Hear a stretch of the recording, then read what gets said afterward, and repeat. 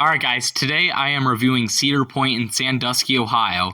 Many of you guys think this is the greatest amusement park of all time, and I disagree.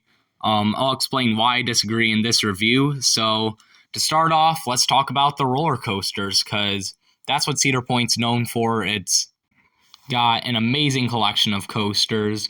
So let's start off with the big ones. Steel Vengeance. Top three coaster for me, probably one of the greatest coasters of all time.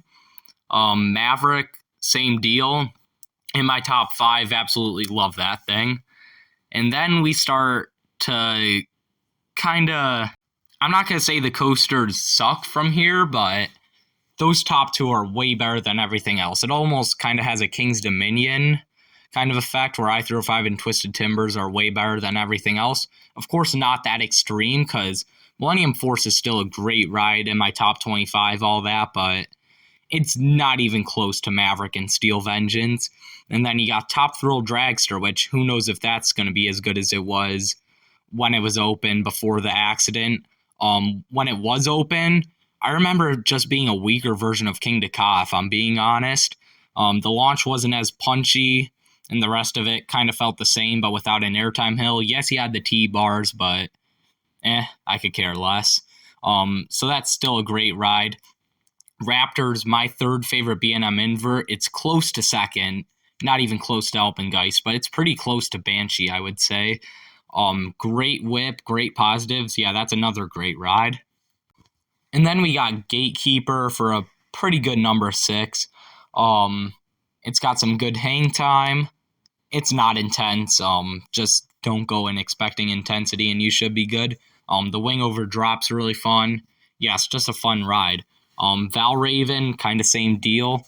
It's definitely not as good as Griffin, but it's also a fairly fun ride, I'd say. Then you got Rougarou, which is, in my opinion, the most underrated ride in this park. It's my second favorite B&M floorless, only behind Dominator, and it's actually really close. Those two are way ahead of the rest of the pack, in my opinion, in terms of the floorless coasters I've been on, even ahead of rides like Medusa at Great Adventure. I didn't think it was very rough at all, and even if it was, just keep your head forward. The restraints aren't that bad. They're pretty soft for over-the-shoulder restraints, so I definitely appreciate that. The transitions are whippy. The inversions are really good. They're intense. Yeah, I just love this coaster. And then after that, yeah, you got nothing. Blue Streak. Some people say it's underrated. I say that's a load of BS. Blue Streak, I'm sorry, this coaster is... It's been a while since I've been on it, but from what I remember, it's really pointless. Gemini, kind of same thing. Maybe it's a bit better because it duels, but I didn't really get anything out of that. And then we got some other coasters that your average enthusiast or GP or whatever doesn't really like. Iron Dragon, Cedar Creek Mine Ride. Those are all just family coasters that are rough, boring, just don't do anything.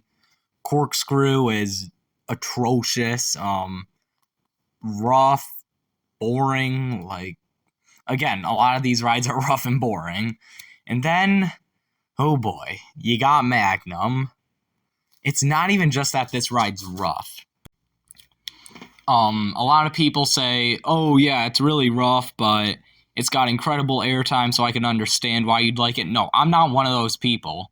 In fact, I'm less bothered by roughness than most enthusiasts. It's the fact that I just genuinely think this ride's boring. It's a mine train in disguise, I'm telling you. I couldn't find any ejector airtime on it. It's completely void of airtime in the first half, and on that run of triangle airtime hills, you'll get kind of popped out of your seat, not really, and it's not sustained at all. The laterals, they hurt because, you're smashing your legs up against a tiny, cramped, practically mine train car. Again, my point, it's a mine train disguised as a hypercoaster. Do not go in expecting anything more. If you do get more than that, then good for you, I guess. I don't know. Maybe I'm just weird. But yeah, then they got a few kiddie coasters, and that's about it. So yeah, you got two ultra world class coasters that can compete with any other 1-2 punch in the world. Then you got three also pretty good coasters, and then you got three. Yeah, they're fun rides. They're nothing mind blowing, but they're fun.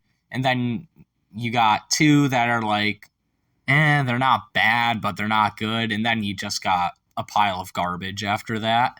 So my point is, like, to the people that say Cedar Point has, like, oh my god, it's the most stacked lineup of all time, like, Six Flags Magic Mountain, in my opinion, has a more stacked lineup than this place.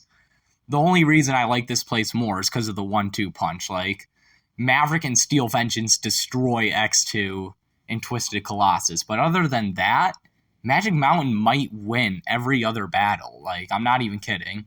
Like, they're all close, but Magic Mountain genuinely might win every other battle. Like, so yeah. Then you got the atmosphere and the theming and the food. And all of that's just your normal theme park, amusement park, whatever food. It's unoriginal. You're not going to find Busch Gardens or Dollywood food here. The theming, I mean, Frontier Town's kind of themed, I suppose. But yeah, nothing much.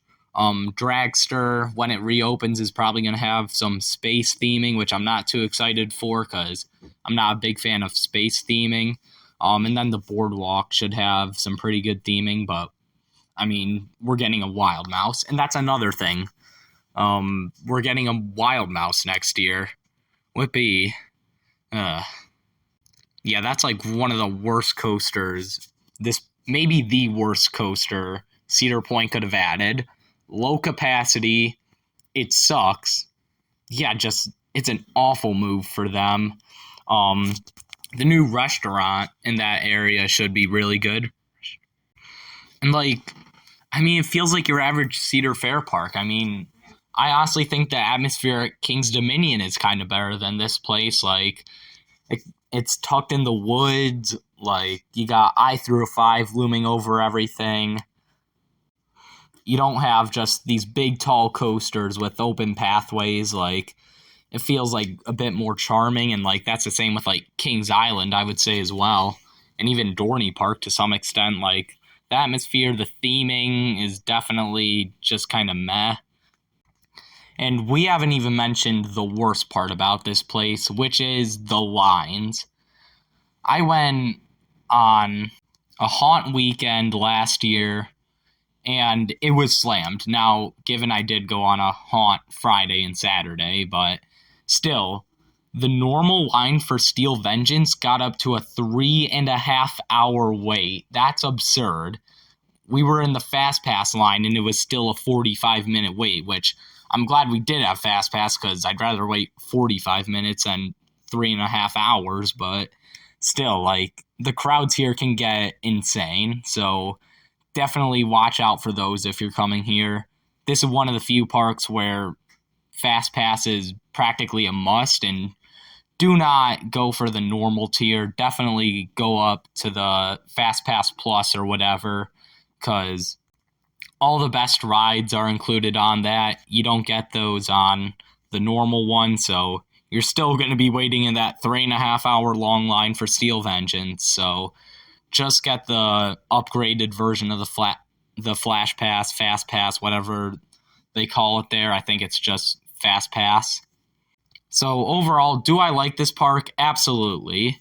It's got probably my favorite coaster collection of any amusement park probably in the world right now, although Energylandia is catching up.